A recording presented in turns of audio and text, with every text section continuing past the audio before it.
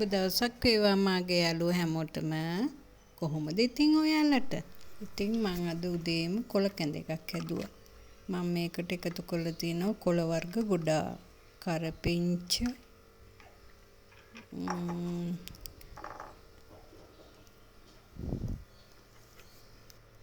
මුරුංග කොළ, හාතවාරිය, ගොටු කොළ, ඊළඟට කටුරුළු කොළ, ඒ ඔක්කොම එකතු කරලා තමයි මම මේ කොළ ටික බ්ලෙන්ඩ් කරගත්තේ.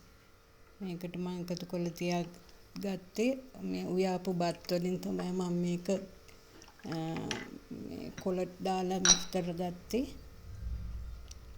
ඒකට පොල් කිරි ටිකකුත් දාලා ලුණු, රතු ලුණු ගෙඩියක්, සුදු ලුණු ගෙඩියක් දාලා කොළ පාට රැඳෙනකන් විනාඩි 5ක් විතර වගේ තමයි මම මේක උයාගෙන තියෙන්නේ. මොකද බත් තැම්බෙන දෙයක් නැහැනේ.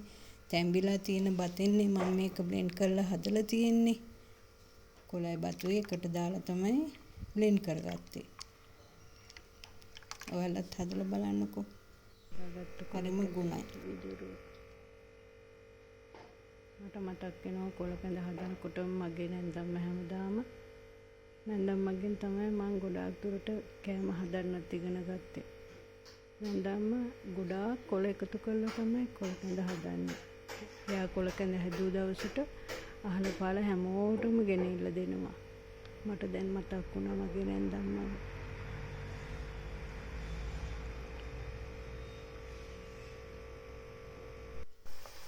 මං අද උණ හැදිච්ච ලෙඩෙක්ට කෑම එකක් හැදුවා.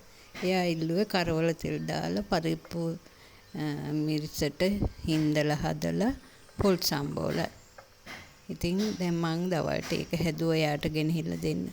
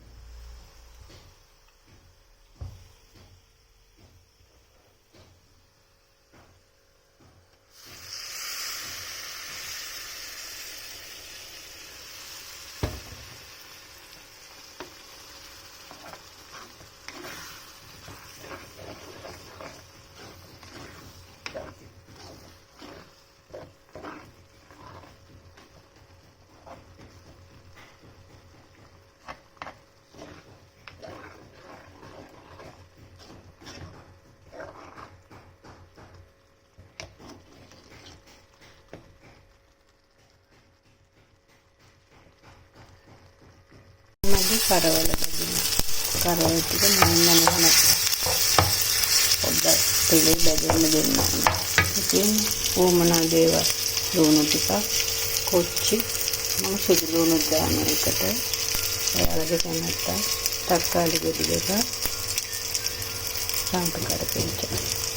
කොච්චි දැම්මම තමයි ගොඩාක් රස. බලමු දැන් හදලා. අන්න දැන් බැදිලා තියෙන කරවල එක. දැන් අපි මේකට දාමු සම්පූර්ණ ටික කොදුලෝ ටික පොඩ්ඩක් ඒක බදින්න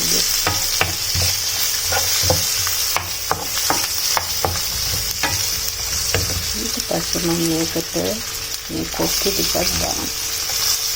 ඔතන හදලා බැදෙනකොට පොඩ්ඩක් පුරනවා. පොඩ්ඩක් ඒක බලන්න කරන්න ඕනලා. ඊට පස්සේ මම මේකට දැන් කපාගත්තේ නෝන ටික කරනවා.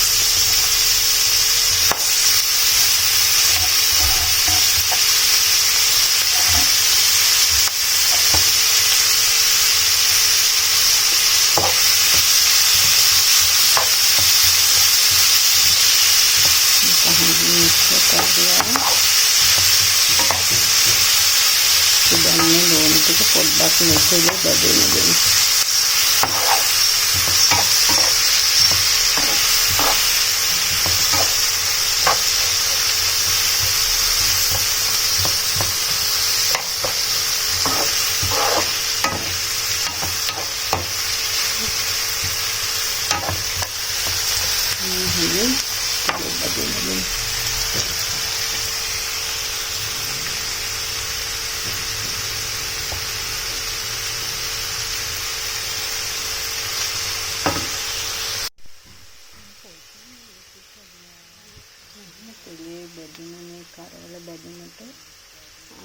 මේක තමයි මම කෑලි මිරිස් එකතු කරන්නේ.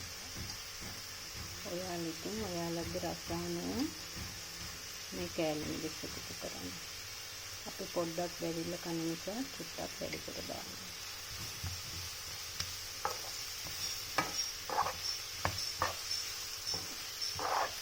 ලුණු එහෙම දාන්න එපා. දැන් චුට්ටක් කාලා බලලා ලුණු දාන්න. මොකද මේ කරවල වල එහෙම ලුණු තියෙනවනේ ගොඩක්.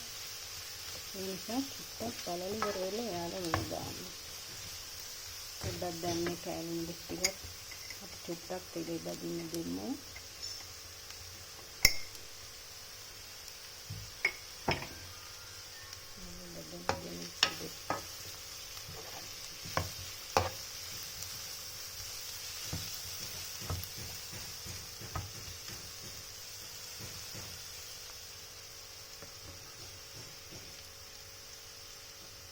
ඊට පස්සේ අපි අන්තිමට මේ තක්කාලි ටික එකතු කරමු.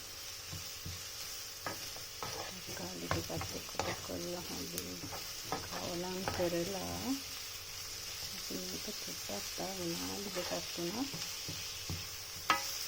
බදින්න.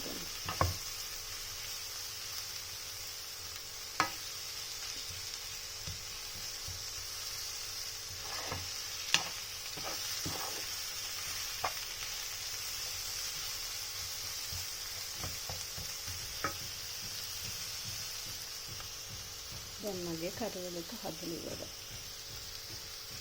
බලන්න රස පාටයි නේද?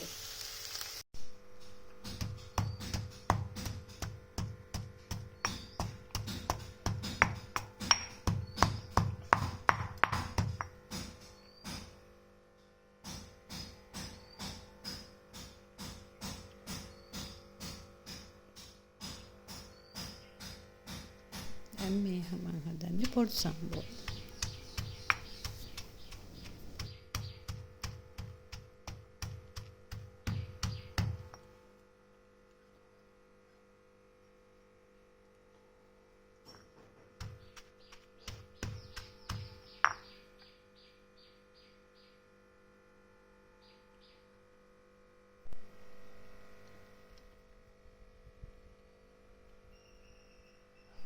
තියෙන්නේ මං හදාගත්ත පොල් සම්බෝලේ. රස පාටයිනේ.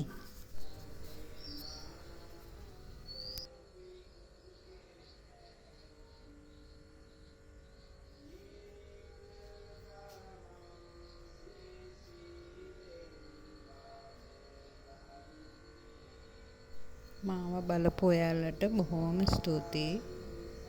ආයෙ දවසක හමු වෙමු. සරණයි.